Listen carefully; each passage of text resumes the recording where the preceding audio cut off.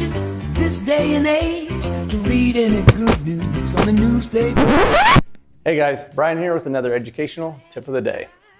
The next category that we're going to talk about in the elements of learning is the emotional element. This takes into consideration how your kid's attitude is, as well as your own and the people that surround them. If your kid's having a bad day, if they're in the teenage stage, they probably have their own issues and own drama. Your job then at that juncture is to how to separate that to be conducive in their learning styles for whatever subject matter they're working on and whatever time of the day it is.